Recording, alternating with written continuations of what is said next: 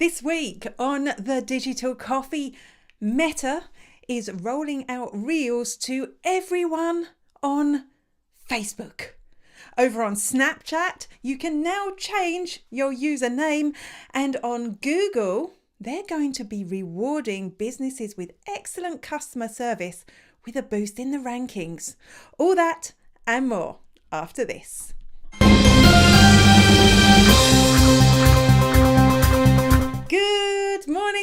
Good morning, and welcome to the Digital Coffee. This is your weekly dose of digital marketing and social media news for small business. My name is Amanda Webb, and a big welcome to everyone who's joining me on Facebook. Give us a shout if you're on Facebook, on LinkedIn. Hello, LinkedIn. And on YouTube, a big hello to YouTube. If you're watching on Facebook, I'm sorry, but you can no longer get the Digital Coffee newspaper by chatbot. I've discontinued my chatbot, so unfortunately you'll have to sign up for it like everyone else. If you sign up, you will get it by email. If you already get email reminders for this show, you will get it by email later on today. Having said that, I'd still love to know what you have in your mug today. We are sharing a cup of coffee together, or in my case, not a cup of coffee together. So I'd love to know what it is that you're drinking. I can see we have, and I've got loads of things in the way today. I can see we've got Howard Howie over on YouTube. Great to see you here. Let me know what's in your mug. And we've got some really bizarre and interesting stories for you today. So I should probably get on with that. And good morning to May King, who has just reminded me who's drinking hot water. Making tea, you're letting down the tea side of your brand here. I've totally forgotten what I was going to say. Good morning to Kyra and good morning to Kate. Okay, I'm just going to get on with the news. I think that's I know what it was. Don't forget my Twitter space. Myself and May King Sang, who you can see is the FOMO creator over on YouTube, host a Twitter space to discuss these stories in more detail at 10:30 a.m. If you head over to my Twitter account, you'll see there's a pinned tweet. Please join in. So many of you, good morning to Kate, just going to throw these up. The comments are always delayed, so I always think there's no one there. Thank you. Good morning, Kyra. Great to see you. I bet you're glad the snow is gone. Good morning to Brian. He hasn't got his coffee or tea yet. Sad. Hi, Katie. Thank you. She loves my necklace. I'll take over from making championing tea, says Howard Howie. Earl Grey 2. And good morning to Deirdre. Chicken soup in the morning. That's odd. That's odd, but each to their own. Good morning to Roy, who is in Devon, which is always amazing. Good morning to Sandra, who is on the decaf tea. Very good, very good. Okay, I promise you now, I am going to launch in and tell you about Facebook and Reels any second now. Hey, it's Andy at Content Cal here, and you're watching The Digital Coffee with Amanda Webb. It's odd, really, because, the reach and engagement on videos on Facebook has tanked. Whether it's a live video or regular video, it has tanked over the last year. Yet Facebook are launching a new type of video. Yes, you may have seen it already in your feeds. You can now create Reels, just like Instagram Reels, on Facebook. Now, they've rolled them out to everyone to personal profiles only, it seems, at the moment. And this seems to be a bid to get creators doing more stuff on Facebook. You might remember that a while ago they released these creator profiles, which are kind of a stopgap between a Facebook page and a regular profile. And these creators you'll be able to follow, and you'll be able to see content from them. You'll be able to subscribe to them and all sorts of things. So they are seeing this as a way to give an extra tool to creators. We can all use them on our profiles, but for creators especially, I think Facebook are seeing this as a way they can engage with their audience. We don't have them on pages yet. Hopefully we will, and hopefully when we do, we will get that boost in engagement and reach like we do on Instagram when we use Reels. Now, why would Meta do this? Why would they take a tool from one platform and move it to another? Well, I'm figuring it's because fewer people are using Facebook, they're spending less time there. So by giving them this tool that they know is exceedingly popular on Instagram, they may be able to engage that audience that they have on Facebook. Also, statistically, even though I know as a video creator myself that the reach on videos has declined on Facebook, they are saying that half of the time that people spend on Facebook and Instagram is spent watching videos. So maybe by giving us this new fun, engaging platform on Facebook, they're hoping that that will actually re-engage their audience. And also Reels has been the fastest growing video content, but that's all because Instagram has been trying to make it. I am interested to see how this works. I don't do a lot of Reels on Instagram. I can't see myself doing a lot of Reels on Facebook, but I have actually been enjoying watching them. The one thing I have noticed though, is that most of the Reels I'm seeing have the TikTok logo on. So people aren't committed to creating Reels on Facebook yet. They're just repurposing their content from other platforms. I'm sure that will change over time, much like it has on Instagram. I can see that Katie is saying that she doesn't have Facebook Reels yet. Don't worry, Katie, it's coming to everyone. And Kyra is saying she was wondering why she hadn't seen Reels on your business page. I wonder if anyone's got the new page experience. I know they're switching accounts over right now, whether you have it there. I definitely don't have it on my business suite, either on desktop or mobile for my page, and all the different ways I can access my page. There is no option for Reels yet. Hopefully it will be a thing in the future, because I do think that could be a way to reactivate your page if it's become a bit stagnant, like a lot of pages have, as Facebook has lost popularity. Hi, I'm Kyra Fingleton from Glamping Under the Stars, and you're watching The Digital Coffee with Amanda Webb. Did you know that you could add a services page to your LinkedIn profile? Though if you watched the show where I talked about this, you totally know about this. This is the section that you can fill in. It's specifically about all the services that you offer as an individual or as a one-person business or as a freelancer, and people can actually go in and they can leave reviews for those particular services that you offer. It's very rudimentary at the moment, but they have made an update this week, which means we're probably going to see this becoming more a part of profiles. So what was the update this week? The update this week was that now if you have a business page on LinkedIn and it's for a solo business and you've only got one admin, so it doesn't work for me currently because I have a backup admin, which I would have always thought was a good idea, but never mind. You will now be able to link your services page to your company page.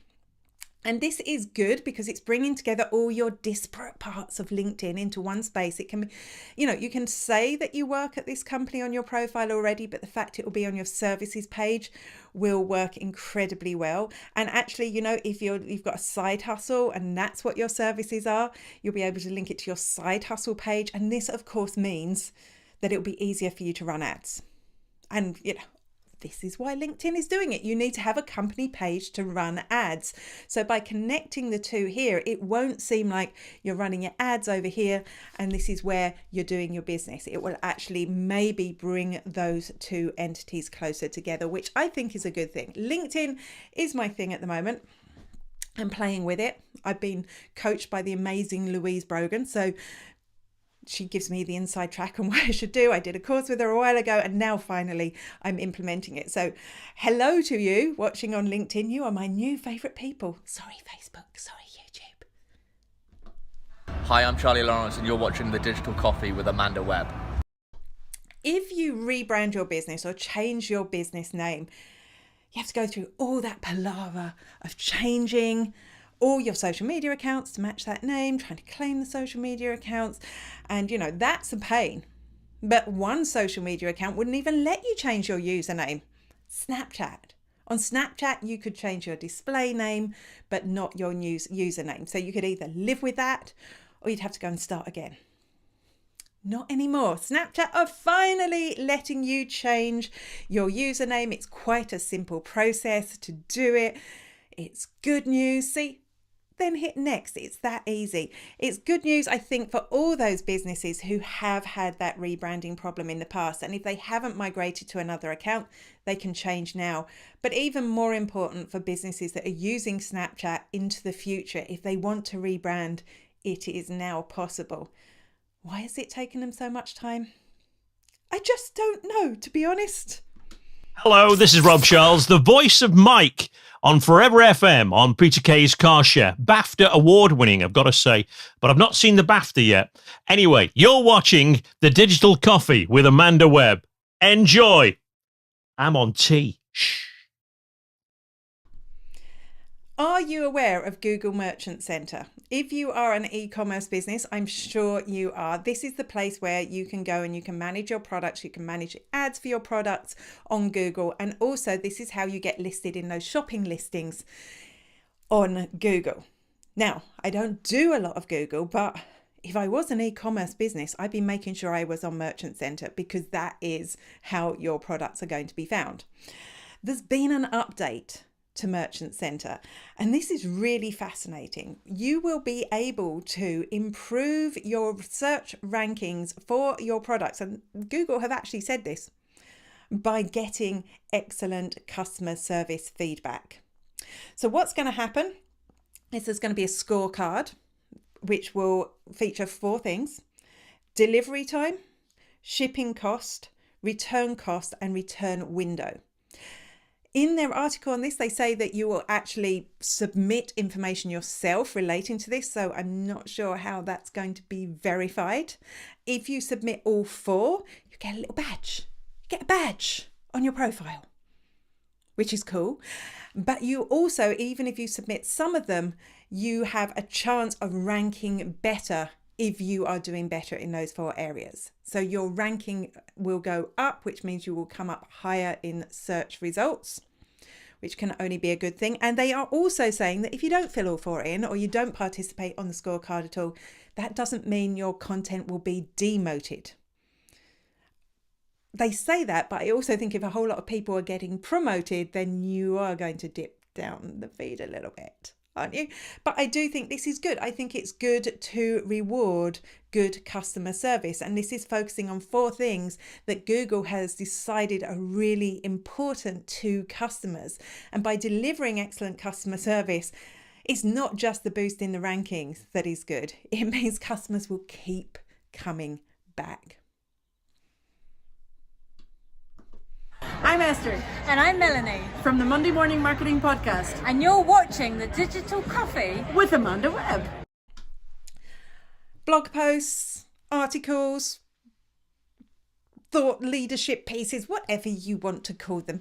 They are a really important way for you to show your expertise. And we're seeing more and more of these appearing on social networks. We've seen Twitter are working on the ability for you to be able to write articles on Twitter. And I'm hoping you'll be able to pin those to the top of your profile like you can your newsletter or your shop. LinkedIn, they've had articles for ages. Facebook used to have articles, didn't they? They were called notes. It was 2020 when they depreciated notes, so you could no longer write a long form blog post on Facebook. But they're coming back. They're coming back. They're called columns now, and they're only available in groups. I don't have it in my group yet, so this is obviously a small rollout. This was a screenshot taken by Matt Navarra, who you should totally follow on Twitter because he has all the inside track. And when you click into this and write a column, it actually looks exactly like Facebook Notes used to. The interface is the same. What you create looks the same. They're just calling them columns. Only for Facebook groups, it seems, at the moment, but I do think this is a really nice way for you to engage your audience maybe for a longer time. It's a trend we're seeing across social networks. I'm not sure, are they trying to do something new with groups by adding this? But I do think it is a good feature. But what will businesses use it for? What would you use it for? Do you have a group? Do people still use Facebook groups for business? I'd love to hear your thoughts on that. Hello, this is Nicole from Wonderstars, and you are watching Digital Coffee with Amanda Webb. One of the questions that I'm sure every digital marketer gets asked like all the time is, well, what sort of engagement rate should I be getting? What sort of reach should I be getting? How many posts should I be posting a week on social media? And the answer is always, well, it depends. It depends because every single audience is different. Every single industry is different. But Rival IQ have this week launched their 2022 benchmarking statistics. And what this does is it breaks a whole lot of counts into different industries and it gives you an average. It gives you an average for their engagement rate and an average for their interaction. It covers Facebook, Instagram, and Twitter, and it will show you how you are performing. So let's have a look at this one. You can see that the average engagement rate overall is, what's that? Haven't got my glasses on. 0.67%. So it's tiny. The engagement rate overall on Instagram is tiny. So if you're beating that, woohoo! And then you can actually look at your specific industry and see how you're performing. I am going to post a link to this underneath the show, both on Facebook, YouTube, and LinkedIn later on today, so you can go and delve in and see how you're doing. Some interesting findings from this study are that Instagram carousels are hot. These are getting way more engagement. And I always think that's because, firstly, it's more interactive. People have to stop and scroll through. And secondly, you've probably noticed this yourself, is once you've seen one post from a carousel on Instagram, later on it will show up if you haven't scrolled through and it will show you the second slide. So they are a really powerful piece of content and continue to be. Secondly, there's been a dip in engagement across all social platforms and all industries. And there's been a rise in posting. And I wonder, is this because this is like the sort of reaction we often have? Oh, my engagement is down, I must post more stuff. And sometimes I think that's counterproductive because you're breaking up the chance of a really good piece of content performing for you by just throwing loads up. So could those two be correlated? It's an interesting study, definitely worth having a look at once we finish the show. Next story is incredibly exciting.